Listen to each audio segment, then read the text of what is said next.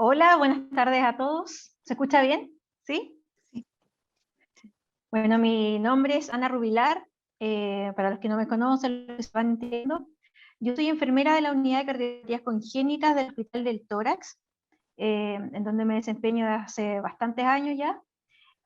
Además, soy presidenta actualmente de la Fundación de Adultos con Cardiopatías Congénitas y además, el bono extra, soy paciente cardiópata congénita igual que todos ustedes. Así que es un agrado para mí poder compartir hoy con ustedes eh, nuevamente este segundo encuentro, aprendiendo a vivir con mi cardiopatía congénita, y quisimos como fundación y como Hospital del Tórax, que ellos son nuestros auspiciadores y hemos trabajado en conjunto en este mes del corazón, poder incentivar y hacer referencia a estos dos pilares fundamentales para la prevención cardiovascular y que principalmente corresponden a la alimentación saludable, equilibrada y libre de mitos, para que podamos aprender más de eso, y también el fomento de la actividad física, y poder tener claridad cuál es el real beneficio para nuestro corazón. Así que como paciente con cardiopatías congénitas es fundamental que conozcamos a cabalidad estos dos grandes pilares para poder en el fondo llevar nuestra cardiopatía congénita de la mejor manera a la vida más adulta.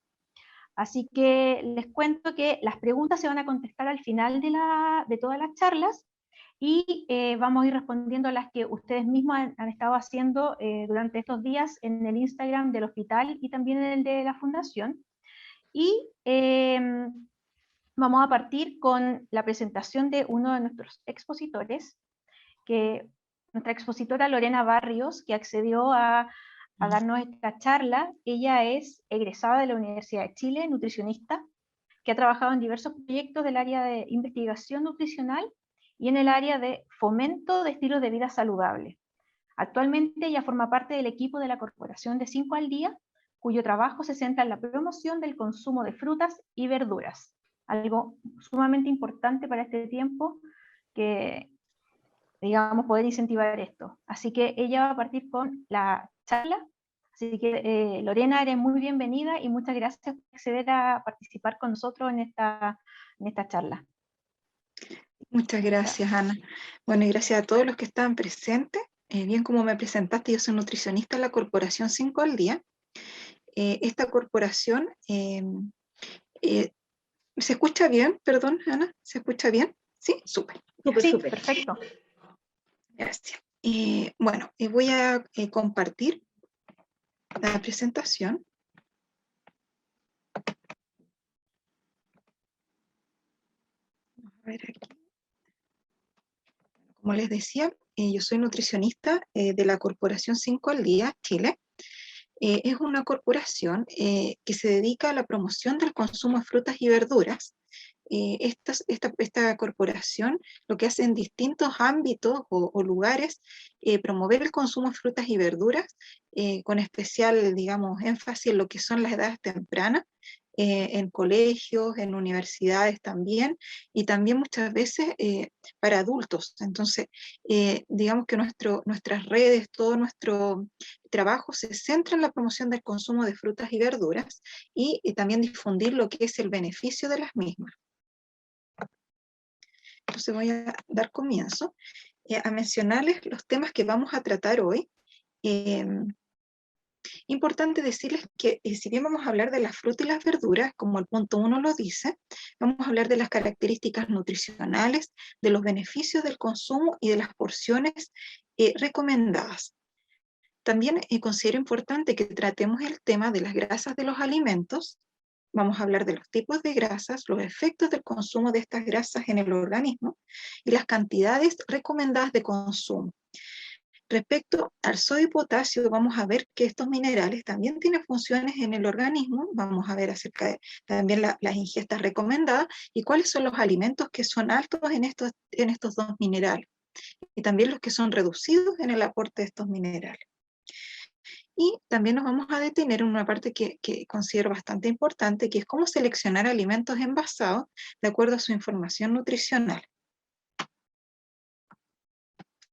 Este punto es muy importante porque dice que con una alimentación adecuada y una actividad física regular, el organismo va a funcionar adecuadamente y se reducen los riesgos de enfermar. La alimentación tiene y la actividad física también tiene un impacto muy importante en el metabolismo muscular. Vemos que la musculatura es, digamos, el gran motor que tenemos. El músculo es el encargado de transformar los nutrientes, muchas veces como la glucosa, por ejemplo, y la grasa, en energía. Entonces, por eso es importante que nosotros tengamos un músculo lo más saludable posible. Y la actividad física es uno de los factores clave, como lo va a explicar Cristian en la segunda presentación, para mantener la musculatura de la mejor forma posible.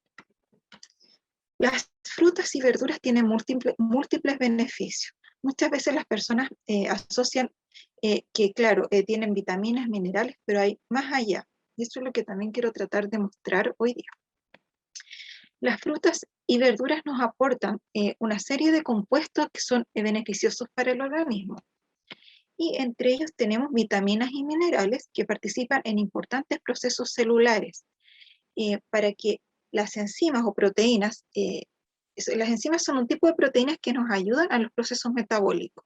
Y muchas veces estas enzimas o proteínas utilizan cofactores, para hacerlo simple, como unidades que si estas unidades no se adosan a esta enzima, no pueden llevarse a cabo el proceso metabólico. Entonces muchas enfermedades se producen por deficiencia de vitaminas, porque estos procesos no se llevan a cabo de la mejor manera, ¿ya? Aportan a su vez las frutas y verduras fitoquímicos, estas sustancias que contribuyen a tanto a la salud cardiovascular y a prevención de muchas enfermedades, como por ejemplo diabetes o cáncer.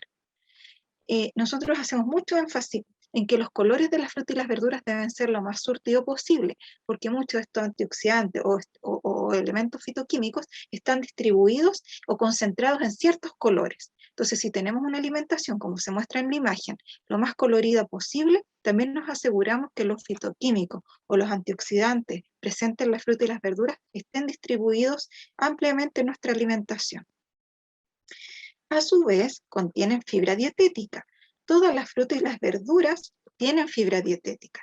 Esto disminuye la absorción de colesterol, regulan el tránsito intestinal y también se ha visto efecto en la disminución del azúcar en sangre, vale decir las glicemias. Entonces, vemos que la fibra no solamente contribuye a tener un buen tránsito intestinal, sino que también a controlar lo que son las grasas en la sangre y el azúcar mismo, o la glucosa. Aquí está lo que yo les decía, que hay que combinar los colores. Y voy a ir color por color diciendo cuáles son los beneficios de la fruta y las verduras que tienen estos colores.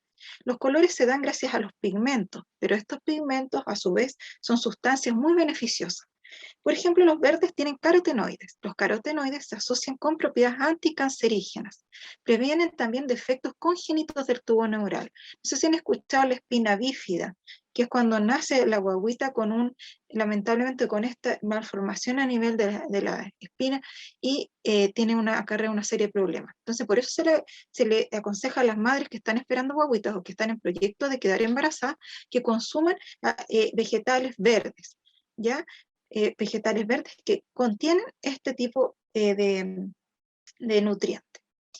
Rojo tiene licopenos y folatos. Esto ayuda a disminuir el riesgo de cáncer y mejora la salud cardiovascular. Por eso si a alguien le gusta mucho el tomate y lo consume regularmente, ese es un factor protector para enfermedades cardiovasculares, ¿ya? Y también el licopeno porque se ha visto propiedades anticancerígenas, sobre todo en el cáncer de próstata. Los amarillos y naranjos poseen también carotenoides y esto nos ayuda, se ha visto, con la salud ocular. Los tejidos como la retina, que es el tejido, digamos, que está irrigado en el ojito, se ve favorecido con el consumo de carotenoides. Los blancos, como alicinas e indoles, nos ayudan mucho también a disminuir lo que son las presiones arteriales, ¿ya? Y también tiene un componente anticancerígeno como los demás.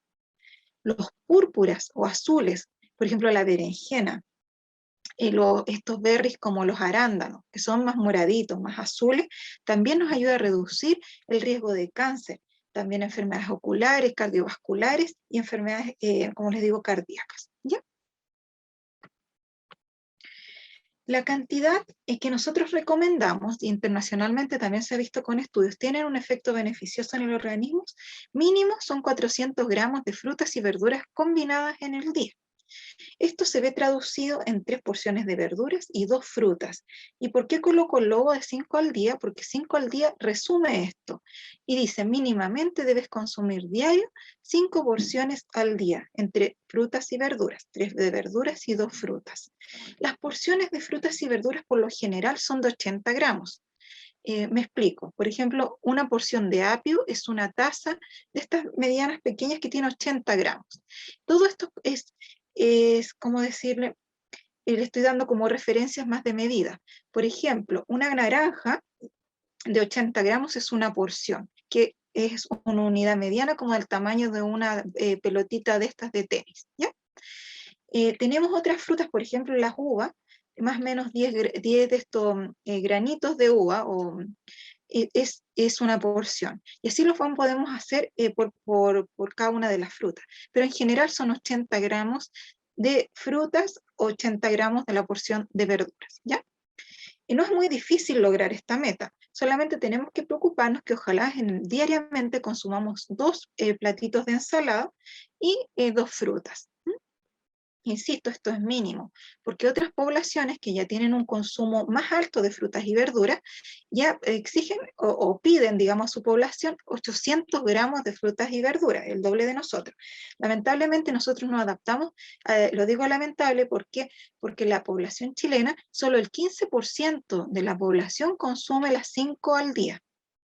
Entonces, por eso que nuestro mensaje está dirigido a que ojalá la población llegue a estas 5 porciones de fruta y verdura, porque lamentablemente en la última encuesta de salud se vio que solo el 15% consume estos 400 gramos día. Aparte, Cristian va a hablar de esto también, pero hay una alta población sedentaria, sobre el 80%. Entonces, se suma a que el bajo consumo y el sedentarismo, o sea, bajo consumo de fruta y verdura y sedentarismo, de alguna forma es un factor de riesgo para enfermedades, ¿ya? Nosotros siempre recomendamos el consumo de frutas y verduras enteras y trozadas. ¿Y por qué no les recomendamos consumir en jugos? Porque lamentablemente, cuando ustedes procesan una fruta o una verdura, la matriz de fibra de esa fruta y verdura se pierde. Entonces, los azúcares ya no quedan comprimidos gracias a esta fibra y se sueltan. Y al soltarse digamos, se comportan como un azúcar tipo sacarosa, un azúcar de las bebidas, y se absorbe muy rápido en el cuerpo. La acción de la fibra en la fruta natural, la fruta entera o trozada, es enlentecer, la absorción de azúcar, ¿ya? Y no eleva de forma como tan empinada la glicemia. Pero si ustedes, digamos, licúan estas frutas y verduras, se comporta igual que un jugo o una bebida, elevando la curva de glicemia de forma muy importante, y eso también tiene un impacto a nivel, digamos, corporal, que no es saludable, ¿ya? En cuanto a los aceites y grasas, yo quiero mencionar esta frase que me parece muy interesante, que seleccionar es la clave. Entonces vamos a ver por qué. Respecto a las grasas, nosotros tenemos generalmente 4 tipos de grasa: monoinsaturadas, poliinsaturadas, saturadas y grasas trans. Las monoinsaturadas son aquellas que están presentes en los aceites de oliva, el aceite de canola y otros aceites crudos, por ejemplo los de pepita de uva, ¿ya? Estos aceites, de alguna forma, nos ayudan a nivel, ¿cómo decir?, a que las grasas, voy a hablarlo así, muchas veces ustedes se hacen un examen de sangre, le dicen, uy, tiene las LDL alta, esto no es bueno, tiene las HDL baja, esto no es bueno. Y en ese concepto podemos decir que las monoinsaturadas contribuyen a aumentar las grasas buenas y que las LDL no estén tan altas. Entonces, por eso es que es una grasa de tipo protector. ¿Y qué significa este 15 a 20%? Que 15 a 20% deberían ser las calorías aportadas por este tipo de grasa en comparación a las calorías totales. Yo no quiero que se enrede mucho con esto, pero decirles sí que las grasas monoinsaturadas tienen un rol protector a nivel cardiovascular, al igual que las grasas poliinsaturadas, presentes en aceite de girasol, maíz y soya.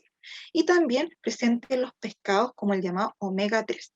Entonces, este tipo de grasa que está presente en los pescados y en esos otros productos que yo les dije, también ayuda a mantener las HDL, que es un tipo de grasa buena, por decirlo así, altas, y disminuye también las LDL, que es la grasa mala, que muchas veces cuando nos vamos a hacer un examen de sangre, el doctor dice, cuidado con esto, que está en un rango no adecuado.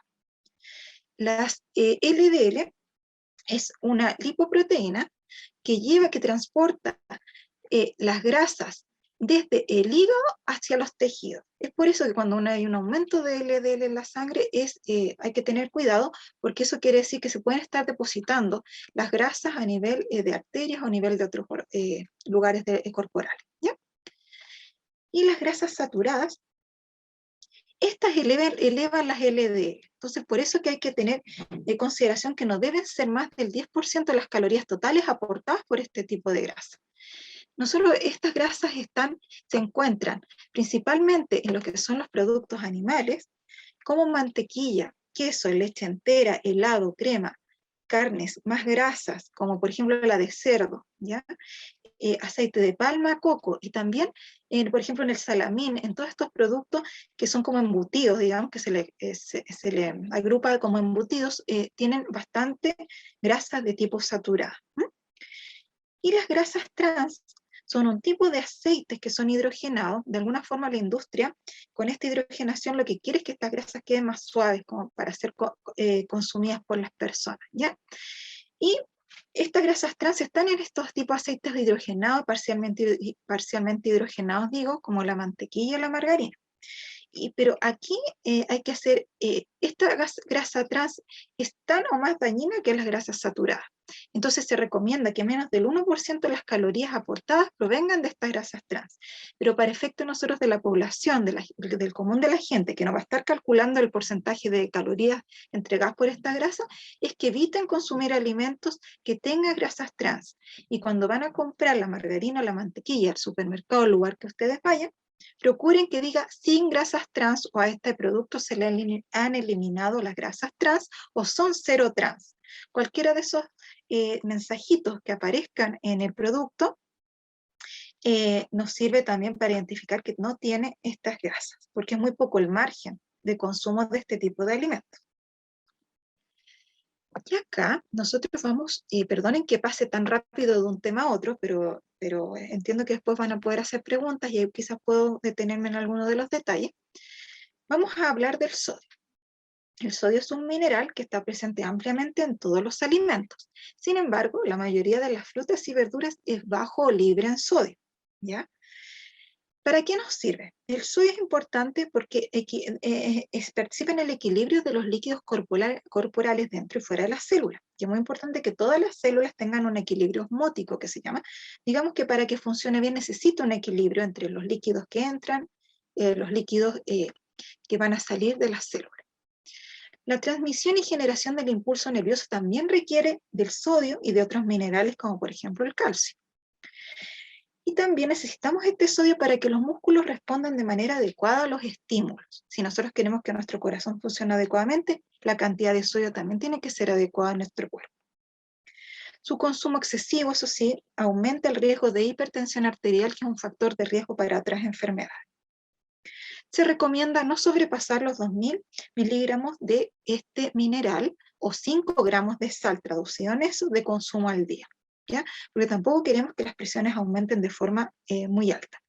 Yo no me voy a detener mucho a hablar acerca de la hipertensión y todo, pero sí quiero decirles que más de esto, de esta cantidad de sodio, de alguna manera es un factor de riesgo para, por ejemplo, las hipertensiones o enfermedades asociadas a ellas.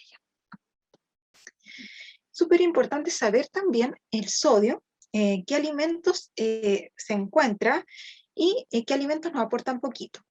Por ejemplo, las frutas y las verduras, como yo les decía, aportan poco sodio. Pero quise poner dos ejemplos. El tomate, un plato de tomate, que no es un plato muy grande, y si es un plato grande es más o menos la mitad de este plato, son 80 gramos traducido en este alimento. El contenido de sodio son 4 miligramos en esta porción.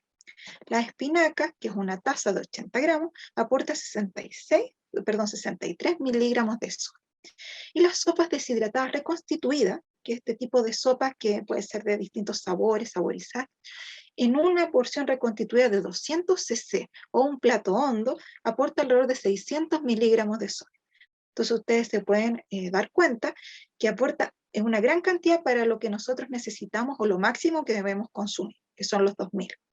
Si la persona toma 2 porciones de sopa reconstituida y si come aparte, por ejemplo, una vienesa, que es lo que sigue, que es una unidad, 50 gramos la unidad de vienesa, 400 miligramos de sodio. Entonces ya tenemos demasiado sodio en 2 alimentos solamente. Y piensen que todos los alimentos nos aportan en menor o mayor cantidad de sodio durante el día de alimentación. El pan marraqueta, 2 dientes de pan de 100 gramos, nos aporta 600 miligramos de sodio. Entonces así vamos sumando, ¿ya? Y si comemos otros panes, otro tipo, o ustedes mismos le agregan sal, una pizca de sal, que es traducida en 360 miligramos de sodio, esa pizca de sal, vamos y vamos sumando. Entonces pasarnos del sodio es muy fácil, ¿ya? Es por eso que nosotros queremos que las personas, bueno, más adelante lo vamos a ver en la información nutricional, cómo se lee, tenga una visual de lo que está consumiendo. El potasio también es otro mineral que participa también en el balance hídrico o de líquidos y el equilibrio ácido-base en nuestro organismo. Es tan importante como el sodio. Si bien el sodio aumenta las presiones arteriales, el potasio tiende a disminuirlas, ¿ya? Como que ahí juegan, contrarrestan entre uno y otro. Contribuye así a la contracción muscular y también a la transmisión de impulsos nerviosos, como era el sodio, también como es el calcio y otros minerales. Favorece el mantenimiento de la presión normal. Al contrario del sodio, que si un alto consumo produce un aumento de las presiones, el potasio, como les digo, promueve una presión arterial normal. Su deficiencia ocasiona irritabilidad, debilidad muscular, insomnio y alteraciones del ritmo cardíaco que se llaman disritmias. Y aquí tengo algunas ingestas recomendadas de potasio que son de la Fundación del Corazón de España. Y abajo está el link, igual a esta presentación, como le decía al equipo, la vamos a entregar por si la quieren después para consulta. Ahí tienen, no me quiero detener mucho en los miligramos, pero vean que a partir de los 11 años se necesitan 3100 miligramos de potasio. ¿Y qué alimentos nos aportan esto? Tenemos aquí el contenido de potasio de algunas frutas, verduras y otros alimentos. Garbanzo cocido, por ejemplo, media taza, que traducido en 100 gramos de este alimento, nos aportan 290 miligramos. Buen aportador de potasio. Lentejas cocidas, un plato de 100 gramos del alimento, 370 miligramos. Acelga cruda, una taza de 80 gramos, 304 miligramos. Tenemos plátano. Mucha gente dice, se me producen calambres, consumo plátano. Y aquí está la cantidad de una unidad mediana, 358 miligramos de potasio. Muchas veces decimos que el potasio aporta, o sea, el plátano aporta mucho potasio, pero en realidad muchas frutas y verduras también aportan el potasio.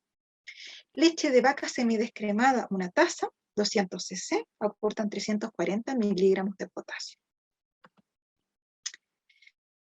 Y ahora vamos a tocar otro factor que es súper importante en nuestra alimentación, y yo ya les había mencionado que las frutas y verduras aportan fibra dietética. Pero la fibra dietética está en otros alimentos. Nosotros clasificamos la fibra como soluble e insoluble. Las solubles están presentes en frutas, verduras y legumbres. ¿Cuál es la importancia de la fibra dietética? Que a nivel intestinal, sobre todo la soluble, forma geles. Esto retiene agua. De alguna forma, el tránsito intestinal se ve favorecido porque aumenta el bolo fecal, aumenta esta masa y se produce un tránsito intestinal más adecuado, ¿ya? Sus representantes son la inulina, pectinas, goma y fructos oligosacáridos, que son un tipo de fibra, presente en lo que yo les decía, frutas, verduras y legumbres. Es importante también decirles que en las legumbres, este tipo de fibra está en todo lo que reviste a la legumbre. Entonces muchas veces la gente cuando dice a mí me gusta la legumbre sin ollejo, no está tan bien, porque el potencial de la fibra se pierde, ¿ya? Porque está en el ollejo o en el revestimiento de la legumbre, ¿ya? Insolubles.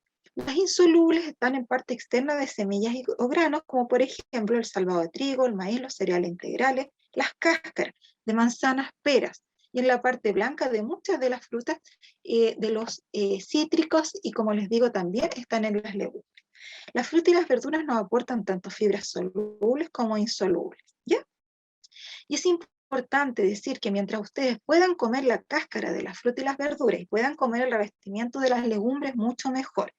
Si pueden comer los tallos de las verduras que muchas veces ustedes eliminan, por ejemplo los tallos de la selga, ahí se concentra la fibra. Entonces es importante que también consuman el tallo de estas frutas y verduras. Lo mismo como las cáscaras.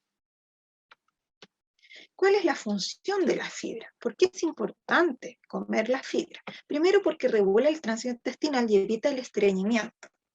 Incrementa la sensación de saciedad, por ende, ustedes en momentos que no se produce esa hambre, es como que la saciedad los mantiene y durante 4 horas siguientes a su comida no van a sentir tanta hambre como si comen un alimento reducido en fibra, ¿ya? Regulan los niveles de glicemia y colesterol. ¿Por qué? Porque a nivel intestinal compite con la absorción de colesterol.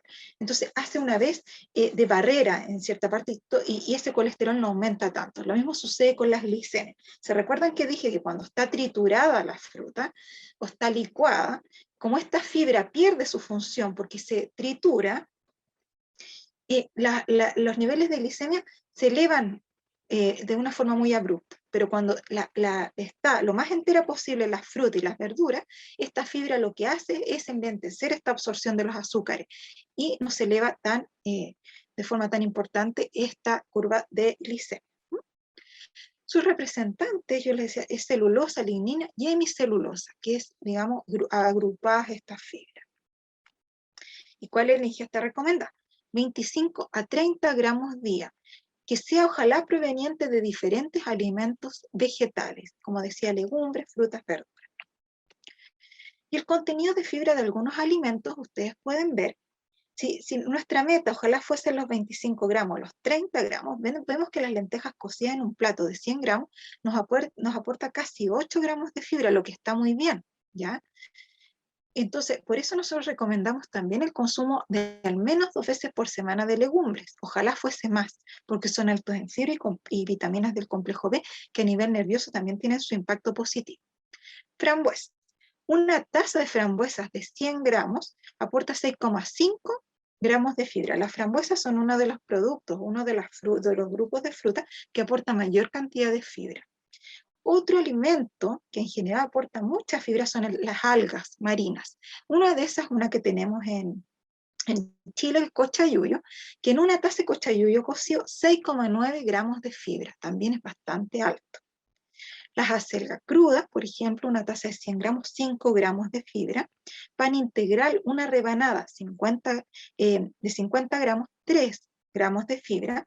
Y las semillas de linaza, 2 cucharadas, tenemos acá también 4,8 gramos de fibra, que también es alto. Entonces, por eso que nosotros recomendamos el consumo de panes integrales, pero que se vea la semilla. Muchos panes integrales dicen integral, pero lamentablemente cuando uno lo come no siente la semilla. Entonces, si ustedes pueden elaborar pan y lo pueden hacer con una cantidad importante de semillas como chía, como linaza, mucho mejor, que se aseguren de estar comiendo esta cantidad de fibra. Pero sin embargo, siempre los panes como más negritos, con semillas presentes, es mucho mejor que un pan blanco que tiene harinas de tipo más refinado. ¿Y por qué es importante cuando ustedes vayan a comprar alimentos que están envasados, hacer una selección adecuada? Nosotros tenemos aquí a la mano, o sea, yo lo veo a la parte derecha, que tenemos que seleccionar alimentos con más vitaminas y minerales. Cuando un alimento dice enriquecido en calcio, o fortificado con, o alto en vitamina D, o que se muestre en la información nutricional, eso es bueno, ¿ya? Las calorías, azúcares, sodio y grasa saturada, ojalá que sea lo más reducido posible. Ahora, en la ley del etiquetado, no sé si se han fijado en los sellos negros, bueno, los sellos negros están elaborados a partir de 100 gramos del alimento. Entonces, preferir aquellos que tengan menos sellos negros, que tengan menos sello en cuanto a calorías, azúcares, sodios y grasas saturadas. A su mano izquierda tenemos podemos decir, la gráfica o como se tiene que hacer en el etiquetado chileno. Este es el formato en que se debe presentar la información nutricional, y podemos ver que la primera parte dice lo que es una porción. La porción del alimento que sea, en este caso son 3 cucharadas colmadas, ¿ya? Se traduce en 29 gramos. y porciones por envase vienen 91. Y ahí lo importante de ver cuántas porciones vienen en el envase, porque muchas veces son porciones por envase una unidad, o muchas veces son más. Tal es el caso, por ejemplo, de los paquetes de galletas. Las sopas de sobre, generalmente dice 4 porciones en la sopa, entonces ustedes ya ven que si tienen 4 porciones, tienen que multiplicar la información que dice por porción 4 veces, y ahí podrían saber lo que están consumiendo. Para no adelantarme, decir que esta información nutricional está dada en 2 columnas, por 100 gramos y por porción. Se tiene que mostrar por 100 gramos del producto y por porción. Y ahí comienza el desglose de la energía y los macro y micronutrientes. Por ejemplo, aquí nosotros tenemos energía, nos aporta por porción 123. Generalmente la población consume una energía de 2000 calorías día, en promedio. ¿Ya? Una persona que tiene, por ejemplo, no sé, pensemos 60 kilos y mide unos 70, debería consumir alrededor de 2000, 2400 kilocalorías, siempre y cuando la actividad física también la vamos a medir. Veamos el ejemplo de una persona que requiere por su actividad física y por su estado nutricional 2000 calorías. Entonces aquí 123 calorías para esa persona no es demasiado, ¿ya? Proteínas.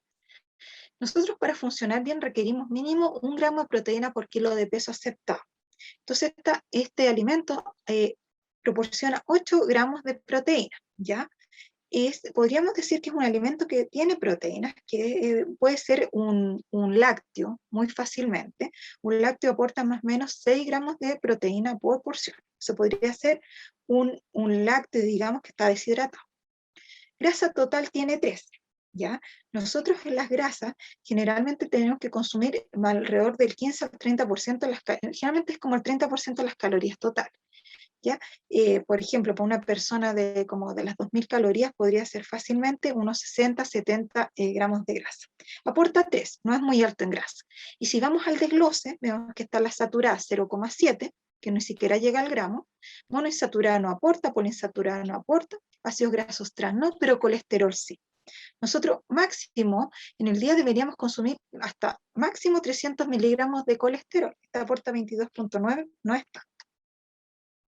Y vamos a ver hidratos de carbono también, ¿ya? Que son todo esto, pueden ser almidones o pueden ser azúcares y también las fibras se incluyen los hidratos de carbono. Este tiene 15,8 y azúcares totales 2,5 gramos. Una cucharadita de sacarosa o azúcar de mesa nos aporta 5 gramos es una cucharadita, ¿ya? Y nos aporta 5 gramos de azúcar, 5 gramos de azúcar total. Entonces esto tiene mitad de cucharadita de azúcar, ya de azúcar. Esto tampoco es mucho. Fibra, y lo otro que no les dije, súper importante que las calorías provenientes de los azúcares no sean más allá, ojalá, del 5% de las calorías totales. Eso traducido para una persona que requiere 2000 calorías en el día, no más allá de 25 gramos de azúcar. No podría consumir, digamos, lo ideal, no más de 5 cucharaditas de azúcar, pero no solo cucharaditas, sino que también hay que ver qué otros alimentos consumen. Lo más probable es que sean 2 cucharaditas de azúcar y todo lo otro se lo aporte la alimentación procesada. Entonces, también hay que tener ojo con eso. Por ejemplo, para hacer un ejemplo práctico, si este alimento me aportara 20 gramos de azúcar, ya es demasiado por porción. No debería yo seleccionarlo. En cuanto a la fibra dietaria, nosotros mínimo, 25 gramos al día, ojalá 30 gramos en el día de fibra. Este aporta 1,1, no es alto en fibra. Sodio tiene 53 miligramos por porción. Tampoco es alto en sodio. Ojo cuando ustedes compren alimentos deshidratados y hagan el ejercicio de ver cuánto sodio aporta por porción, ya sea un puré deshidratado, una sopa deshidratada, albóndigas deshidratadas, porque hay muchos alimentos que son deshidratados. Fíjense. Y cuando el alimento supere los 140 miligramos de sodio por porción, ojalá no lo consuman. ¿Ya? Y bueno, y hay otros que aportan, por ejemplo, los Maruchan, o que lata decir la marca, pero son como muy conocidos estos fideos chinos. En la salsa tienen 1400 miligramos de sodio, muchos de esos productos. Y si la máximo deberíamos consumir 2000 miligramos, se pasa demasiado. ¿Ya? calcio, hierro y magnesio, es importante que ojalá aporten estos minerales. Entonces, por ejemplo, si un alimento dice, bueno, más que fijarnos en la parte que dice porción como miligramos, tenemos que fijarnos en el asterisco, que es la porción diaria recomendada de consumo, o la cantidad diaria recomendada, por decirlo así, ¿ya? Es como la ingesta adecuada. Entonces, si un alimento, por ejemplo, aporta de calcio 30%, es bastante bueno en el sentido del calcio, porque los requerimientos de calcio para la población en general son 1000 miligramos de calcio. Entonces, bastante, y para lograrlo nosotros debemos consumir al menos 3 porciones de lácteo y una alimentación surtida, ¿ya? Entonces, sí, mientras mayor cantidad tenga de calcio, por ende es mejor, ¿ya? Yo aquí, de alguna forma, quise resumir la información. Yo sé que es bastante, pero hay mensajes que me gusta dar para que las personas tomen conciencia. Y mis estrategias de cuidado favoritas son el consumo diario de 5 porciones de frutas y verduras, como mínimo en el día. ¿Por qué? Porque ahí nos estamos asegurando una cantidad de fibra importante de consumo en la alimentación, cantidad de vitaminas, minerales y antioxidantes que nos protegen también de enfermedades cardiovasculares, como decía, tipos de cáncer, diabetes, entonces daños en los tejidos. Consumir alimentos altos en fibra, como yo les decía, cereales integrales, las legumbres, que ustedes empiecen a escoger una alimentación, por ejemplo, tipos de fideos integrales, arroz integrales, ir incorporándolos a la alimentación diaria.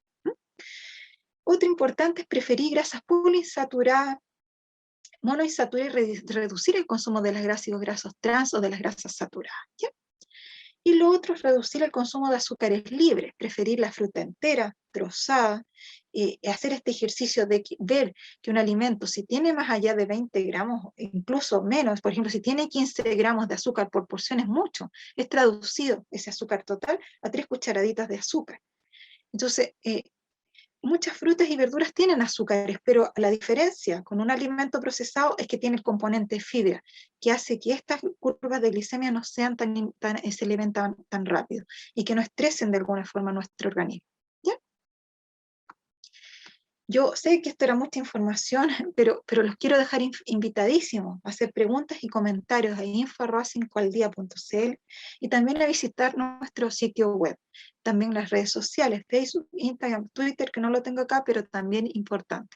Y ahí hay muchas recetas saludables para que ustedes vean, las hagan en la casa. Hay libros de descarga gratuita que tienen recetas también altas en frutas y verduras. Hay también un manual de pérdida y desperdicio de alimentos que les dicen qué recetas pueden utilizar que tengan componentes de fibra, cómo utilizar las hojas, los tallos, las cáscaras, que también contribuyen a potenciar la alimentación, y muchas otras cosas.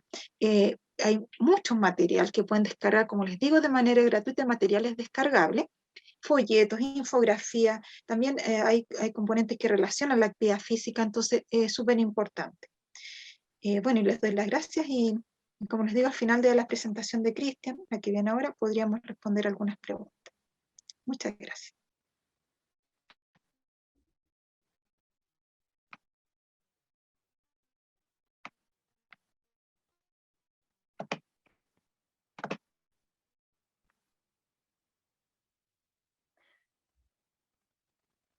Muchas gracias, Lorena. Muy interesante tu presentación, muy educativa.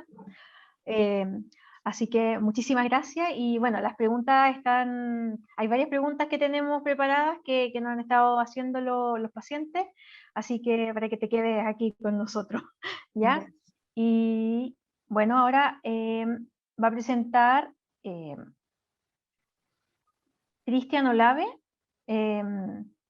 Él es nuestro kinesiólogo del Hospital del Tórax, muy querido por nuestros pacientes también, lo conocen aquí yo creo que casi todos. Él es egresado de la Universidad de Chile, con una vasta experiencia y trayectoria en el área cardiopulmonar de nuestro instituto, y actualmente, además de ser kinesiólogo del Hospital del Tórax, se dedica a la docencia de posgrado en el área de kinesiología respiratoria. Así que bienvenido, Cristian, muchas gracias por acceder a ayudarnos en esta presentación. Hola, hola, buenas noches ya a todos. Muchas gracias por la invitación.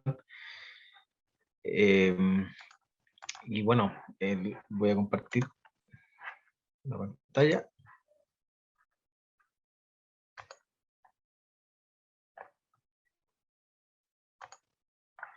Ahí sí. ¿Se ve bien? Bueno, este es un tema bastante interesante, la verdad, porque es bastante transversal al tipo de paciente que nosotros tenemos en el instituto. En la experiencia prácticamente completa que existe es en pacientes crónicos respiratorios, pero nos ha tocado desde hace ya harto tiempo involucrarnos mucho más por la parte de cardiopatía congénita, principalmente con exámenes como el test de caminata de 6 minutos, que se está haciendo bastante en el hospital de nuevo, afortunadamente. Y el tema del ejercicio también, como vamos a ver durante la charla en relación también a los programas de rehabilitación, ¿ya? Y también como incentivo para la actividad física, que son cosas que tienen matices y que la hacen un poquito distinta cada una. Entonces, cuando uno habla de actividad física para empezar, bueno, uno siempre tuvo ese compañero que lo eximían de todo, de todo lo que era educación física. Yo tuve un compañero, me acuerdo, que tenía una cardiopatía congénita y que la verdad es que él no se aparecía por la cancha cuando habían partido, ya, entonces él estaba eximido de todo y solamente iba como público. Porque siempre estaba esa sensación de que podía ser peligroso, a este gallo algo le va a pasar. Lo mismo pasaba con los asmáticos, ¿no es cierto?, de que también se eximían completamente de todo. Pero cada vez se ha ido viendo que el promover la actividad física, el promover el ejercicio, beneficia la salud y el bienestar del niño y adultos con cardiopatía. ¿Ya? Se ha visto que en muchos casos también con los avances de los tratamientos, es muy seguro incluso para este tipo de pacientes poder realizar algún tipo de actividad o de ejercicio que los someta, ¿no es cierto?, a una actividad mucho más intensa. Ahora, el término actividad física, para definirlo, hace referencia, como dice ahí, a cualquier movimiento corporal producido por los músculos esqueléticos y que tienen como resultado un gasto energético que se suma al que uno tiene en reposo. ¿Ya? Y esto se asocia principalmente a las cosas que uno puede hacer en la casa, al caminar, al ducharse, etcétera, o cualquier actividad que uno haga y que sea habitual y que también puede ser estimulada en el sentido de hacer muchas más cosas o moverse más durante el día. El ejercicio, por otro lado, como dice, es un subconjunto, perdón, de la actividad física. Y en este caso se trata de una actividad que uno planifica. Ya es un programa estructurado donde uno hace ejercicios que son repetitivos, o sea, donde uno hace una actividad, mejor dicho, que es repetitiva y que tiene un propósito, donde el sujeto previamente puede ser evaluado, ¿cierto?, para determinar quizás un máximo de la fuerza que puede hacer, un máximo de la resistencia que pudiera tener, y el objetivo es mejorar o mantener uno o más componentes de la actitud física. Como les digo, puede ser fuerza o puede ser resistencia. O sea, aquí tenemos un plan de entrenamiento, se puede decir, con un objetivo específico de mejorar o mantener la capacidad física de los pacientes. Ahora, el ejercicio y los deportes se pueden dividir, como les mencionaba, en componentes dinámicos y estáticos, y esto tiene que ver principalmente con el tipo de actividad que uno puede hacer. El ejercicio dinámico, como dice ahí, es el movimiento de las articulaciones a través de fuerzas relativamente pequeñas dentro del músculo. Esto quiere decir que se mueve más la articulación, ¿ya? Con poca intervención, se puede decir, o sea, perdón, con una vasta intervención muscular. En ese sentido puede ser correr, puede ser trotar, o sea, actividades que tienen que ver principalmente con resistencia.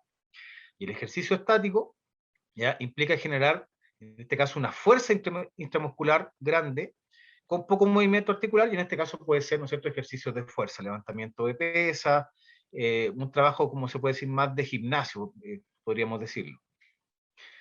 ¿Ya? Entonces, ahí tenemos un entrenamiento propio de fuerza, ¿no es cierto?, y un entrenamiento propio de resistencia. Y esto es muy importante porque cuando uno se plantea quizás la opción de realizar algún deporte, ya aquí tenemos que ver bien, si yo quiero un deporte de fuerza, quiero un deporte de resistencia, quiero un deporte combinado, ¿no es cierto?, que sea mucho más completo. Y acá tenemos una división, se puede decir, que en la parte de abajo tenemos como la parte aeróbica en relación a lo que se conoce como el consumo de oxígeno, que es la cantidad de oxígeno que consume el cuerpo en relación a una actividad, y que se asocia principalmente a mediciones que uno hace en bicicleta ergométrica o en la cinta rodante, ¿no es cierto?, que van aumentando velocidad, van aumentando inclinación, van aumentando el peso, ¿no es cierto?, que uno tiene que pedalear. Y por otro lado, en el lado de la columna, tenemos relación a la fuerza máxima voluntaria, o sea, cuánta fuerza tenemos que hacer para, en relación a la actividad deportiva en este caso. Y acá, y esto es súper importante cuando uno plantea un programa de entrenamiento, si ustedes se fijan, aparecen mucho los porcentajes, porque lo que uno hace es evaluar al paciente en este caso y someterlo a un ejercicio o una evaluación, obviamente tal, y determinar su máximo de fuerza, su máximo de resistencia. Entonces, por ejemplo, si yo quiero hacer una actividad que tenga baja resistencia, menor a un 40% del máximo oxígeno que yo puedo consumir, con una fuerza relativamente poca, un 20% de la máxima, entonces aquí yo tendría que jugar pool, hacer bowling, jugar al cricket, ¿no es cierto?, a golf o al disparo con rifle, que la verdad es que no tiene como mucha demanda física, ya en cuanto a la energía, aquí entran a jugar otras cosas, ya. Y por otro lado, si yo me voy al extremo de una actividad que requiera de mucha resistencia y de mucha fuerza, obviamente ahí yo debiera hacer box, debiera hacer kayak, debiera hacer bicicleta, pero en el sentido así como la vuelta a Italia, no sé, decatlón, triatlón, o sea, y nos vamos al extremo. Entonces, esa preparación de ese sujeto tiene que ser obviamente en fuerza y en resistencia en forma importante. Y todos los otros deportes ahí se mezclan entre medio de esa tabla. ¿Ya? Entonces, aquí quiero que les quede claro el tema del porcentaje. ¿Ya? Aquí es muy importante determinar el máximo esfuerzo de un paciente y en relación a distintas fórmulas que existen o distintas cosas que uno puede medir, ¿ya? Y según eso prescribir un ejercicio en relación a mi objetivo. Entonces ahora varios estudios han informado que el entrenamiento con ejercicio es capaz de mejorar la capacidad física y la función cardiovascular en personas con cardiopatía compleja sin eventos adversos significativos. O sea, es una forma segura de tratamiento, y los datos también han demostrado que este tipo de entrenamiento puede ser usado en niños y adolescentes y que se asocian con un aumento de la actividad física diaria y una mejora no solamente en la capacidad física del paciente, sino también en su bienestar psicosocial, un aumento de la autoestima y finalmente lo que uno busca también con estos programas es mejorar la calidad de vida de los pacientes. Ya en el sentido que ellos se dan cuenta que pueden hacer más cosas que las que hacían antes, con menos cansancio, porque habitualmente los factores que más limitan esto son la disnea, ya, o la fatiga, ¿no es cierto?, precoz, en relación a una actividad que sea como más demandante. Entonces, este tipo de intervenciones bastante, ha demostrado tener muy buenos resultados, y como les decía, no solo en pacientes respiratorios, que son quizás donde tenemos mucha más experiencia nosotros, sino también en sujetos con cardiopatía, y que también se aplican en sujetos que son operados del corazón en relación a la rehabilitación postquirúrgica. Entonces, ¿cuáles son los beneficios que se conocen, ¿no es cierto?, en relación al aumento de actividad física y el corazón? O sea, tiene, como se ve ahí, no vamos a mostrar tanto en detalle, pero tiene efectos positivos a nivel del corazón, de los vasos sanguíneos y de la sangre misma, ¿cierto?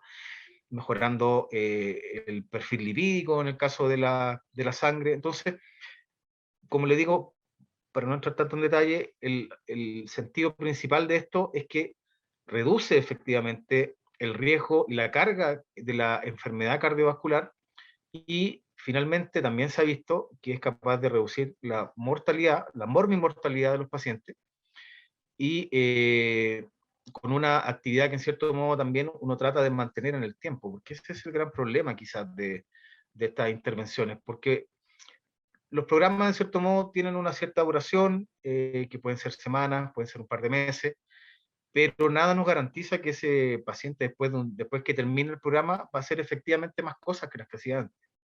¿ya? Entonces ahí también ese es un desafío importante en cuanto a primero a la supervisión. Ya, lamentablemente, y por todo el tema de la pandemia, se perdió mucha continuidad de los pacientes que veíamos en el hospital, y obviamente ahora se está tratando de hacer lo que es la rehabilitación y tener un control, en cierto modo, también, y que los pacientes se sientan apoyados primero, y por otro lado también supervisarlo, en cierto modo, de lo que están haciendo, porque si eso se pierde, la verdad es que no hay que ser adivino para hacer que uno siempre, si no está ahí, si no lo están cateteando, si uno no va a un centro o si uno no paga sobre todo por algo, la verdad es que queda ahí. Es mucho más fácil quedarse sentado viendo tele o en el cine. Y eso nos pasa a todos, ciertamente. De hecho, ahí también hay unos 3.000 de estas cintas rodantes que sirven más de colgador de ropa que efectivamente para hacer ejercicio. Entonces, esto se ha visto que los programas de entrenamiento, incluso con ejercicios domiciliarios, pero como les mencionaba, siempre los más, o los que son efectivamente supervisados, tienen mejores resultados. Y la rehabilitación cardíaca propiamente tal, también en centros especializados, tienen el potencial de mejorar la capacidad de ejercicio y, como les mencionaba, la calidad de vida en pacientes con cardiopatía congénita. Y ahora, ¿qué se hace? ¿O qué se puede hacer? Pasamos como a la parte ya práctica, se puede decir. Hay una cosa muy simple, ¿no es cierto?, que hemos visto, que es el test de caminata de 6 minutos, que muchos de ustedes se lo han hecho en el hospital o en otros centros, y que es una prueba bastante segura, la verdad, que consiste solamente en caminar, ¿ya? Y que sería como una parte de actividad física, que sirve efectivamente para mi capacidad física. Y que efectivamente, tanto en pacientes respiratorios como con enfermedades cardiovasculares, se ha visto que incentivar la cantidad de pasos que se puede dar en un día podría ser una intervención bastante positiva. Ahora, ¿cuántos pasos? Este trabajo nos dice ahí cuántos pasos al día son suficientes para los adultos, por ejemplo. ¿Ya? Y nos muestra este gráfico donde la OMS recomienda que los sujetos sanos debiéramos dar más de 10.000 pasos diarios. Que suena una barbaridad, ¿no es cierto? Demasiado. ¿Ya? Y los sujetos con alguna enfermedad crónica o alguna discapacidad debiera ser sobre los 6.500 pasos, más o menos, 6.000, 6.500 pasos. Y de ahí para arriba, obviamente, logramos cosas positivas. Esto la verdad es que es alto, es mucho. ¿Ya? Entonces, ¿cómo saber efectivamente cuántos pasos estoy dando al día? Y para esto existen ahora relojes inteligentes que se conectan con el celular, aplicaciones gratuitas, ¿no es cierto?, para Android o para el iPhone, que nos cuentan básicamente los pasos, y que en cierto modo también se ha visto que uno puede incentivar ya la mayor actividad física, ¿no es cierto? Por ejemplo, haciendo un promedio de una semana de cuántos pasos puedo dar, y según eso plantearle objetivos a los pacientes que la próxima semana caminemos tantos pasos, la que sigue, si lo puede lograr, seguimos insistiendo. Entonces, esa intervención tan simple de aumentar la cantidad de movimiento que tienen los pacientes pudiera ser efectiva en relación a mejorar lo que ya les mencionaba anteriormente. Entonces, el test de caminata de 6 minutos nos servía, como les mencionaba, para evaluar la capacidad de ejercicio funcional, para evaluar los resultados del tratamiento, y también últimamente se ha visto que esto pudiera tener relación con pruebas que uno hace en laboratorio, con bicicleta, con cinta rodante, y que pueden ser un poquito más complicadas, por eso obviamente. Y en esta tabla uno puede sacar más o menos en relación a la velocidad. Ahí tenemos metros por minuto, kilómetros por hora, pero aquí nos vamos a esta parte donde se podría determinar ya consumo de oxígeno en relación a fórmulas que se han diseñado, y la cantidad de METs, que se llama, que es una unidad de gasto de energía, entre comillas, donde una unidad de METs significa que es la energía que yo estoy gastando en reposo. Ya estando sentadito aquí conversando con usted, mi gasto de energía debería ser 1, ya quizá un poquito más. Pero, y en relación a eso también, yo puedo determinar cargas, ya, o realizar un programa de entrenamiento en relación a la cantidad de energía en este caso, o al consumo de oxígeno que yo estoy generando por cierta cantidad de metros caminados. Entonces acá, por ejemplo, si el sujeto camina 600 metros, porque serían metros por minuto, como son 6, son 600 metros, mi consumo de oxígeno sería 13,5 y los METs 3,86, por ejemplo. Ese es un resultado bastante bueno, la verdad. Ya habitualmente nuestros pacientes caminan de 300, 250, 350 metros más o menos. ¿Qué les quiero decir con esto? Bueno, en este trabajo del año 2010, ellos hicieron una intervención domiciliaria solamente con caminata. Le aplicaron 7 días, ¿no es cierto?, de evaluaciones previas a los pacientes con cuestionario de calidad de vida, con encuesta de satisfacción, cómo ellos se sentían. Les pusieron un actígrafo que se llama, que en este caso es mucho más acucioso, se puede decir, para medir actividad que el contador de pasos, sino que aquí yo pongo un reloj y en este caso estoy midiendo todo el día lo que yo me muevo durante 7 días y después se hizo una intervención, que fue la siguiente. El ejercicio en este caso consistió en suaves caminatas en piso durante 10 semanas, 5 días a la semana. Y se midió la cantidad de METs, como ven ahí, que si el paciente tenía menos de 3 METs, caminaron entre 5 a 10 minutos, de 3 a 5 METs, 10 a 20 minutos diarios, y más de 5 METs de 20 a 30 minutos diarios. Se mantuvo contacto telefónico 2 veces a la semana para proporcionar aliento, cosa importante que les mencionaba recién, garantizar el cumplimiento y evaluar cualquier aparición de efectos adversos, ¿no es cierto? Porque obviamente estamos exigiendo un poquito más a los pacientes. Y cada semana se fue aumentando el tiempo de caminata en un 10%. Y no hubo ningún evento adverso o efecto adverso de este tipo de caminata en los pacientes. ¿Y qué se vio? Bueno, se dividieron en 3 grupos también en relación al riesgo o en relación al control de la enfermedad. Y si se fijan ahí, la cantidad de movimiento diario de los pacientes que se controló con este actígrafo, después de la intervención, durante 7 días también fue mucho mayor. O sea, efectivamente los pacientes se movieron más, tenían más actividad física, mejoraron su calidad de vida, mejoraron su satisfacción, entre comillas, de salud, ya con algo tan simple como caminar. Y con un objetivo, ¿no es cierto?, porque teníamos una cierta cantidad de energía que se evaluó en un principio, según eso hicimos el diseño del programa y según eso también se vio los resultados después de la intervención. Ahora, este trabajo que es del año pasado nos dice básicamente cuáles son ahora las recomendaciones para el ejercicio. Y en este caso también es importante porque la intervención que uno hace de marcha es bastante más simple. Cuando uno ya habla de ejercicio, habla de lo que hablábamos hace un rato atrás, que es resistencia y fuerza, que es en relación a un porcentaje de algo, ¿ya? Entonces, esto quizás es bastante, puede ser un poco más complicado, porque esto sí o sí necesita quizás de supervisión, ¿ya? Porque obviamente hay que evaluar el estado basal de los pacientes, no todos son iguales, ¿ya? Y esto también es muy importante porque los programas son individualizados, o sea, cada sujeto es distinto, se trata distinto, con tiempo distinto, con peso distinto, etc.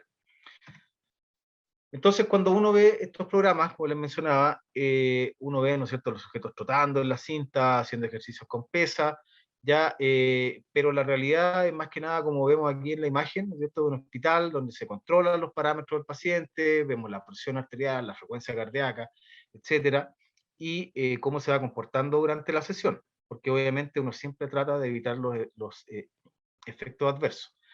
Entonces, este mismo trabajo nos dice en este caso que los pacientes pueden ser clasificados según el riesgo. ¿El riesgo de qué? Obviamente el riesgo de hacer efectos adversos en relación al ejercicio, porque uno puede tener, ¿no es cierto?, la mejor intención, que ese paciente se sienta mejor y todo lo demás, pero obviamente puede ser que los parámetros o el objetivo de entrenamiento no se cumpla por uno u otro motivo.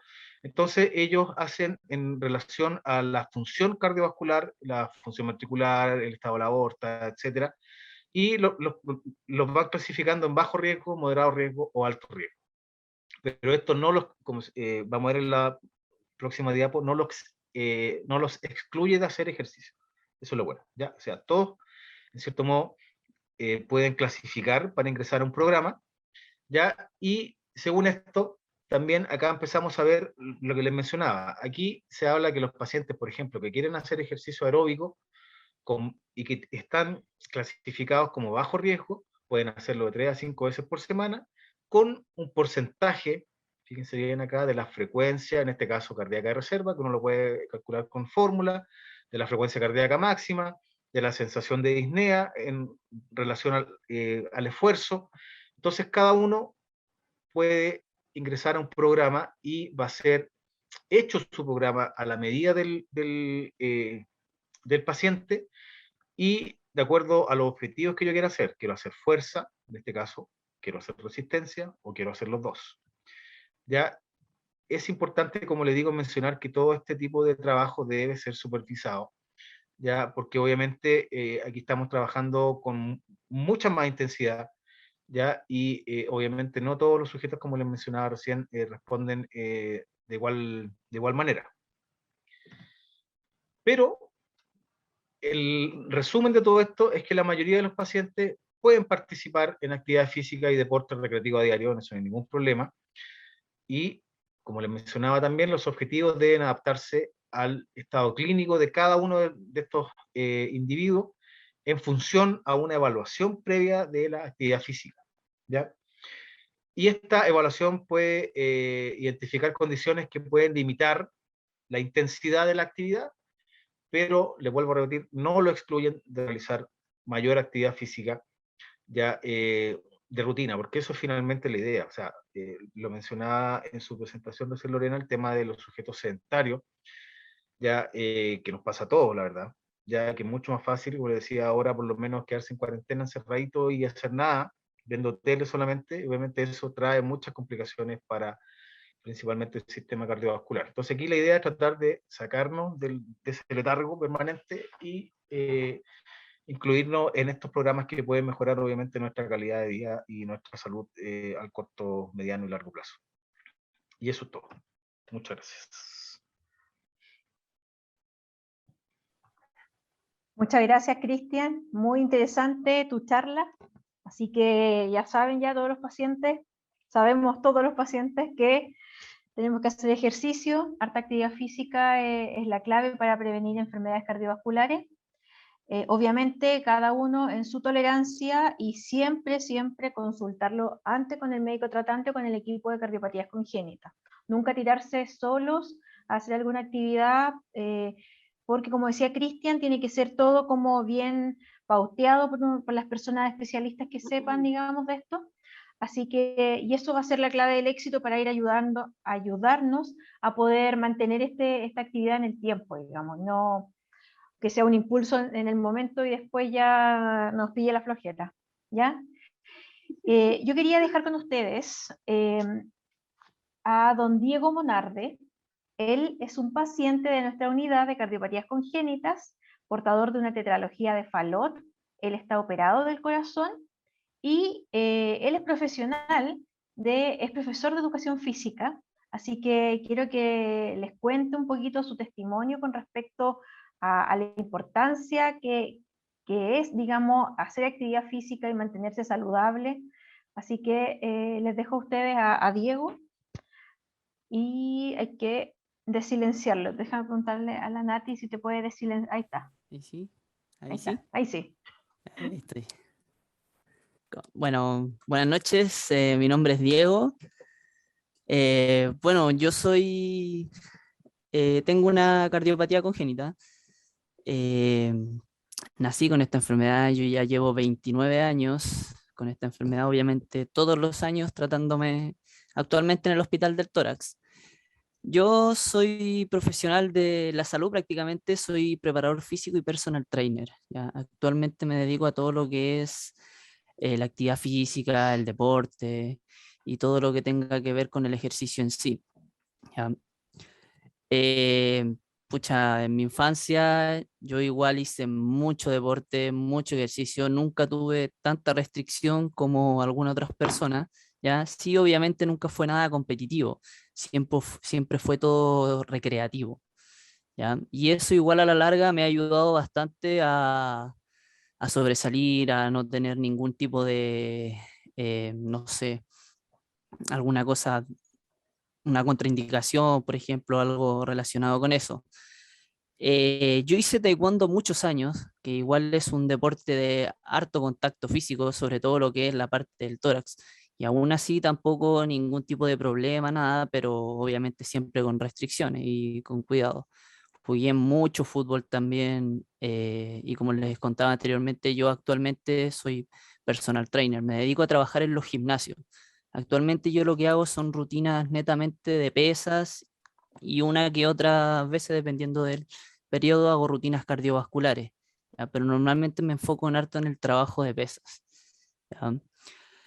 Y gracias a eso me he mantenido bien. Actualmente tengo que ir chequeándome, ¿ya? Que no he ido por tema de la pandemia, que eso es claro, pero actualmente he estado súper bien, no he tenido ningún problema, sigo entrenando a diario, realizando mi vida totalmente normal. Yo la última operación que tuve fue a los 17 años, que fue hace mucho tiempo atrás, actualmente tengo 29, y he andado súper bien, no he tenido problemas, me mantengo igual, y como les digo, siempre en base al ejercicio y obviamente una buena alimentación.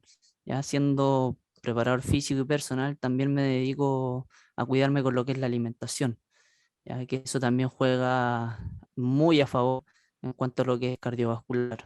¿Ya? Y eso sería algo de la experiencia que yo he tenido a través de lo que llevo. Ya, no sé si alguien quiere preguntar algo, quiere saber algo más específico, no lo sé. Eh, te- te- te- Está abierta ahora la opción para que los que quieran hablar se puedan desmutear. Anita, y tú moderas de todas maneras, pero si quieren hacer preguntas. Ujú. Sí, mira, con respecto a, como Diego es personal training, a lo mejor sería, no sé si te parece, Diego, como que puedas de repente dejarnos algunos videos, algunas cosas, como sobre todo ahora por el tema de la pandemia, cómo los pacientes pueden hacer actividad física en sus casas sin necesidad de pagar un gimnasio o salir a exponerse a un gimnasio, digamos, porque hay algunos que están más temerosos que otros. ¿Cómo poder hacer, digamos, tú podrías facilitarnos esa, digamos, opción? ¿O que se puedan contactar contigo en tus redes sociales? Mira, actualmente yo utilizo solo las redes sociales, que en este caso es el Instagram, ya en el cual yo ¿Ya? subo historias referente a mi entrenamiento o los entrenamientos que yo realizo con mis alumnos. Pero Perfecto. por el tema de la pandemia, claro, como los gimnasios cerraron y Ujú. de hecho todavía están algunos muchos cerrados, yo me creé un pequeño gimnasio acá en mi casa y es donde entreno a mis alumnos. Ya me tuve que comprar mis pesas, mis implementos para poder seguir el entrenamiento de ellos y obviamente el entrenamiento mío, que yo estando en un gimnasio también entrenaba. ¿Ya? Pero más que nada, Ujú. si me siguen en mi Instagram, es como la red social que utilizo, ¿ya? Para subir, que es Genial. Fitmonarde, @ Ya. Fitmonarde. Ya, @fitmonarde. Claro, Ya. Perfecto. Entonces te vamos a lo voy a viralizar escribir. en las redes sociales de la fundación. Escríbelo eso para que los pacientes puedan verlo. Y te vamos a seguir, pues, porque en el fondo es importante que nos pongamos, que todos nos pongamos las pilas, sobre todo después de un año de cuarentena, casi en todo el año encerrado, empezar a reactivarnos súper bueno.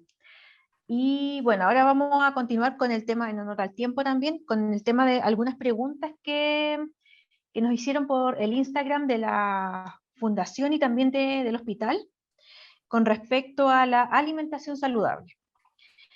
Hay varias preguntas, estas preguntas son para Lorena. Eh, Primero, nos preguntaron si los alimentos altos en azúcares, como las bebidas, galletas, etcétera, alteran el ritmo cardíaco. ¿Hay alguna, digamos, relación con eso, digamos, o es solo un mito esto? No, de alguna forma, yo ahí tenía también un tema que comentarle, que el aumento de consumos que sean de tipo azucarados y también alimentos muy grasos, lo que hacen es elevar una hormona del estrés que se llama cortisol. Entonces, de alguna Ujú. forma, el consumo elevado de estos alimentos nos produce cierto nerviosismo y obviamente se ve un impacto en las presiones arteriales, por lo que igual tiene un impacto directo con lo que es el funcionamiento cardiovascular.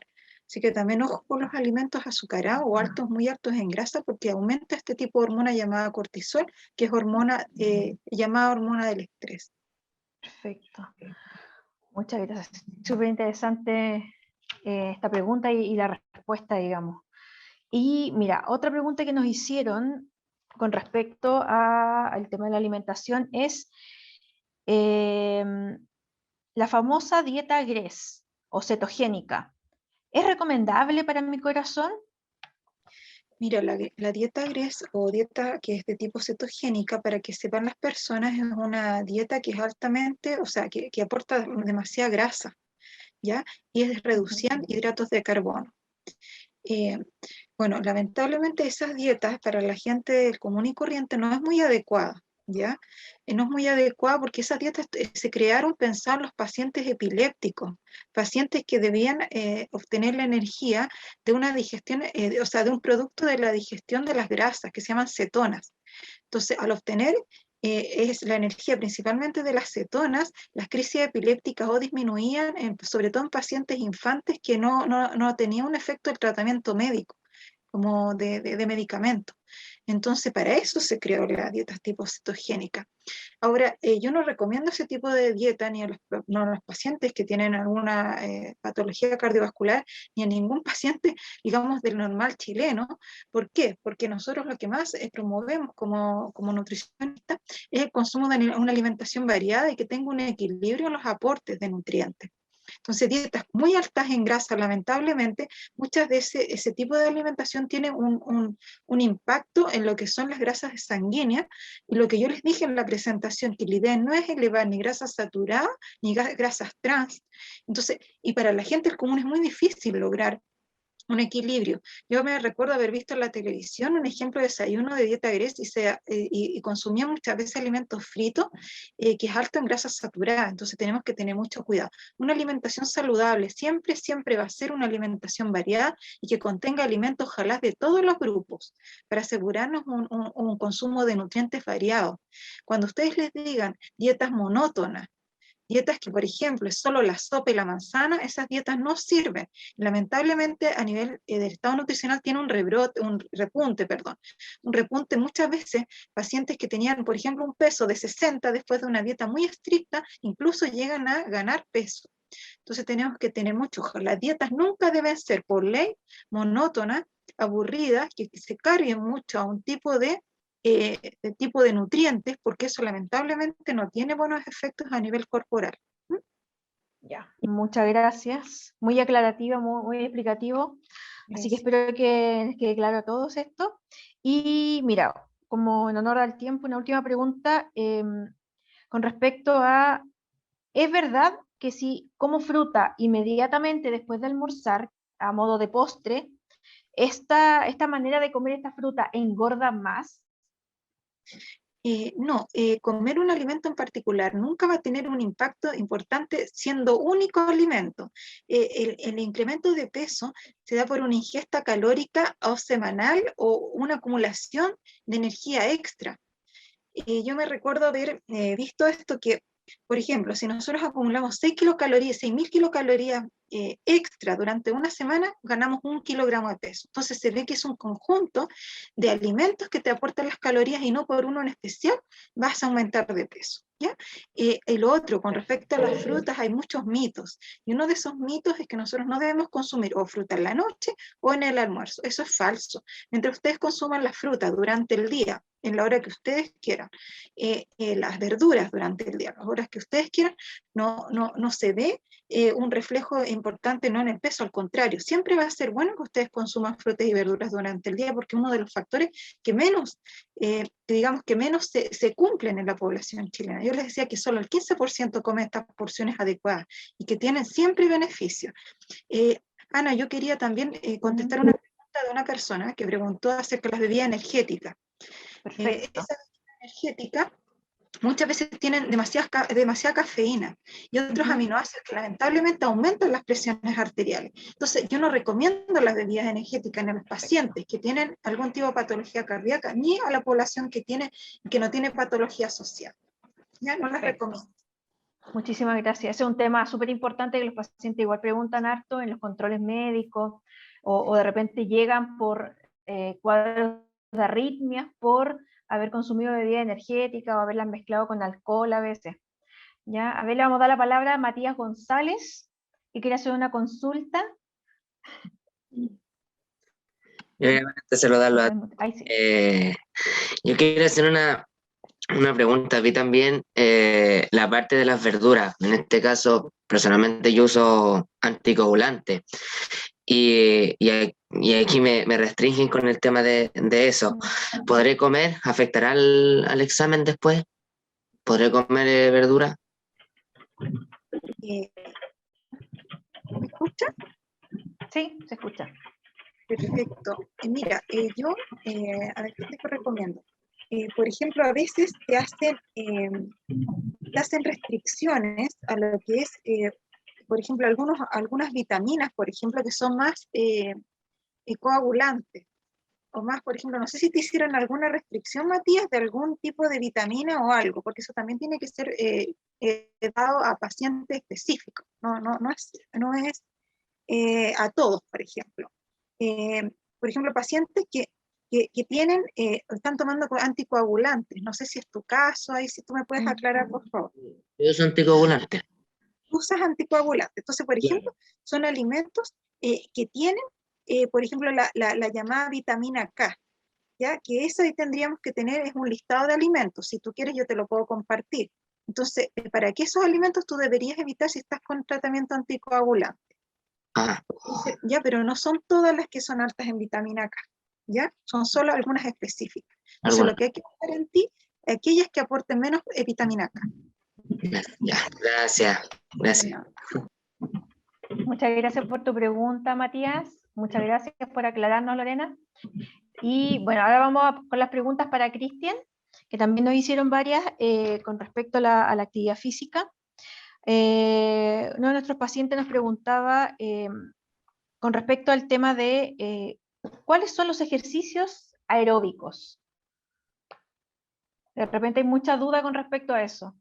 Ya, los ejercicios aeróbicos tienen que ver, bueno, como su nombre lo dice, con el tema del oxígeno. Ya cuando empieza uno en el metabolismo ingresa el oxígeno. Y esto tiene que ver principalmente, o se asocian más con los ejercicios de resistencia, que son ejercicios de largo tiempo con poco peso.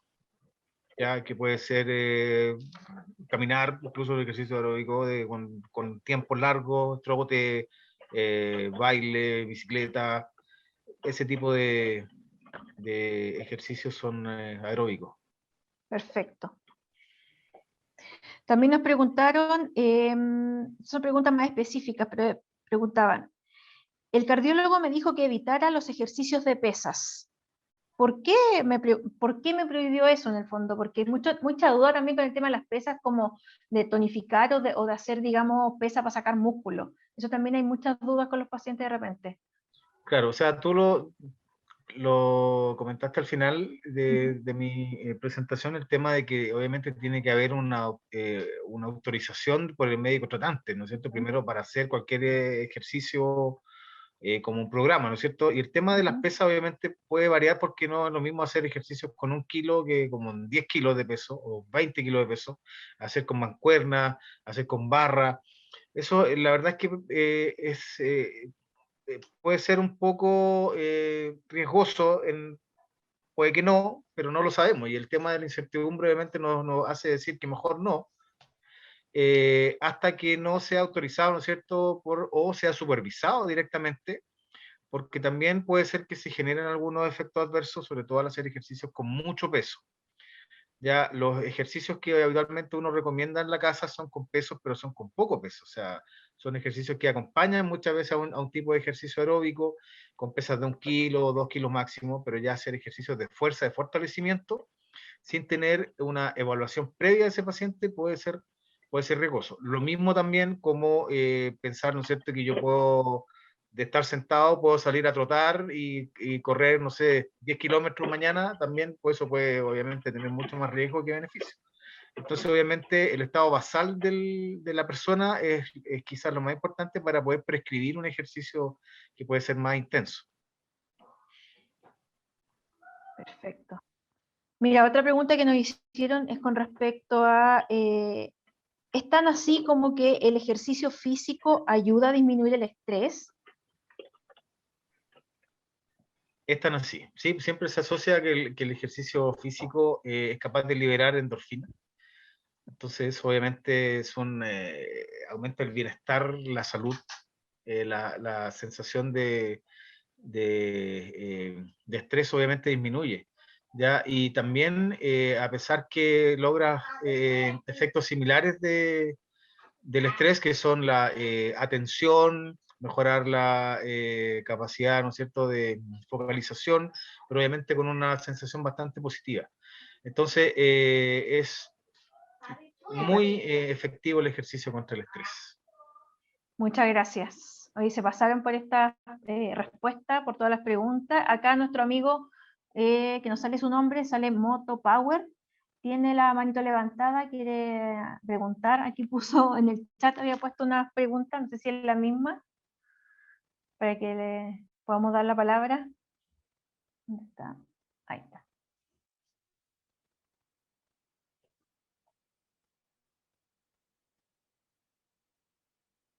Ah, está. Bueno, pero la pregunta era, dice, durante la actividad física, ¿qué es recomendable consumir? Me refiero a agua o aguas hidratantes, frutas, frutos secos, etc. Esa es una de las preguntas que hizo. Yo creo que esa pregunta para Lorena. Bueno, ahí tengo como un reparo. Por ejemplo, es mejor siempre el agua, ¿ya? Yo sé que Ahora sí, algunas veces... ahora sí. Disculpe, Ahí, disculpe, Lorena. diga. Disculpe. Buenas noches, Anita, muchas gracias. Muchas Buenas gracias por noches. la participación. Está en mi trabajo, así que le agradezco el tiempo. A la doctora o al médico de educación física. Bueno, la Anita sabe, y harta gente del hospital sabe que yo practico ciclismo, pero de carácter recreativo, pero esforzado. Ya sea subiendo cerros, yendo a las cuestas, a las termas, a la nieve, etcétera. Y a mí, antes de que me operaran, a mí me daban náuseas y mucho malestar estomacal. Y después de que me operaron, se me quitaron todos esos malestares y disfruto mi bicicleta de concho. Ya, ahora último, fui para las termas del Plomo, que estamos casi 3.000 metros de altura, a Farellones, en bicicleta, y ninguna anomalía. Pero le agarré miedo a consumir algún tipo de líquido o alimento durante la actividad. O sea, yo la termino, hablemos de esfuerzo físico, harta agitación, harto cardio, qué sé yo, y lo hago después, ya sea agua, como dice la doctora, porque yo leí por ahí que el cuerpo engañaba cuando daba sensación de comer algo rico, ya sea una empanada, un completo, mote con huesillo, esas cosas. El cuerpo pide eso, pero en el fondo pide llenar ese vacío y yo lo hago con agua. No sé si estará bien, estará mal, de repente consumir algún grado de azúcar, algún grado de grasa, después de tanta exigencia. Esa era mi pregunta, era más larga en todo caso, Anita. Muchas gracias. Ya, ya. Gracias a ti, Kenny. Te pasaste. Bueno, ¿qué le recomiendo a él? Si puede tomar agua durante el ejercicio, mucho mejor. Y si puede comer antes, previamente el ejercicio también. Realmente lo que yo pienso es que el ejercicio requiere, ¿no es cierto?, de glucosa disponible. También después de los 30 minutos empieza también a sacar grasa del cuerpo para quemarla y de alguna forma utilizar esa grasa en lo que es la creación de energía. El tema es que si a él le acomoda tomar agua durante el ejercicio, previamente como una colación, y posteriormente al ejercicio come otra colación, yo encuentro que está perfecto. Recordemos que durante la actividad física se hace remoción, como decía, de este tipo de nutrientes, donde se libera esta energía que es necesaria para la contracción muscular. Entonces yo creo que perfectamente es antes y durante tome agüita y después al finalizar su ejercicio, cuando esté más tranquilito, pueda consumir otro tipo de alimento que siempre ojalá sean alimentos saludables como fruta, pueden ser también lácteos o puede ser algún tipo de fruto seco perfectamente, sobre todo las nueces que tienen omega 3, y el omega 3 a nivel corporal es un tipo de desinflamatorio. ¿Por qué? Porque durante la actividad física se inflama la musculatura. Nosotros también tenemos que comer alimentos que nos produzcan una cierta desinflamación. Eso. Gracias. Muchas gracias. Y hay otra manito levantada, Scarlett Moreno. Ella Bueno, también... buenas noches, señorita, ¿me escucha? Hola, Scarlett, sí, se escucha perfecto. Hola, y quería hacer una pregunta. Yo tengo tetralogía de Fallot y soy estudiante de enfermería que va en 4º año, estoy haciendo mi tesis. Y yo evito mucho la bebida energética, no las tomo, pero consumo mucho café. Y como usted va a entender, que uno tiene que estar toda la noche, a veces hasta las 4 de la mañana, ¿qué puedo consumir para estar despierta sin caer en el café o la bebida energética como tal? Ya. Interesante pregunta. Sí, bueno, bien como dice, lamentablemente hay productos que elevan mucho la presión. Ahí está el caso de la cafeína, ¿no es cierto? Como mencionamos de la sal, el alcohol también. Entonces, esto produce de alguna forma aumentos de las presiones. Las bebidas cola también. Entonces, bueno, mi consejo es que digamos, hay productos, alimentos que al aumentar, digamos, el ingreso de vitaminas de complejo B nos ayudan a tener mejor memoria, estar más alerta. Tal es el caso de las legumbres, por ejemplo. Todas las que son semillas y los vegetales de hojas verdes contribuyen a que nosotros tengamos, digamos, una mejor capacidad cognitiva. Entonces yo recomiendo que más que nada, más que cafeína, que tu tipo de alimentación sea rico en hojas verdes, en legumbres, en lo que son en las nueces y las semillas. Eso igual te va a ayudar. ¿Mm? Muchas gracias. Mira, una pregunta que se me estaba quedando en el tintero. Esta pregunta es para el doctor Barahona, así que está por ahí. Nos preguntaron si los medicamentos para adelgazar son seguros para el corazón. No sé si está por ahí conectado el doctor Barahona. Está conectado, pero puede que esté lejos del... Ahí está. computador. Si está conectado, ahí está conectado. Ya. Pero no. Después en las Ya. mismas redes podemos responder algunas preguntas. Sí, pues en las redes podemos preguntar o dar ideas generales, digamos, claro, que los medicamentos en general, digamos, en términos muy generales, todos los medicamentos para adelgazar que en el fondo aceleran mucho el metabolismo del cuerpo. Entonces, como en términos generales, la persona que, si es que está por ahí conectada, no se recomienda, se recomienda más bien estos dos grandes pilares de la prevención cardiovascular, que es la alimentación saludable y equilibrada, obviamente guiada por una nutricionista o un médico nutriólogo, y la actividad física aeróbica, fundamentalmente para mantener el peso y bajar de peso. Porque pueden dañar, pueden dañar el corazón gravemente, subir la presión arterial, actúan a nivel ¿cómo se llama? Del cerebro y pueden alterar, digamos, también incluso las emociones o el pensamiento, digamos, el tema de estos medicamentos. Entonces no son tan recomendables para el corazón, digamos, pero ahí podemos explicarles mejor en las redes sociales. Así que nada, pues no sé si hay alguna otra pregunta, alguna otra sugerencia, cualquier cosa. Elizabeth Garrido dice una consulta. ¿Estás por ahí, Elizabeth, para darte la palabra? A ver que pueda levantar la manito.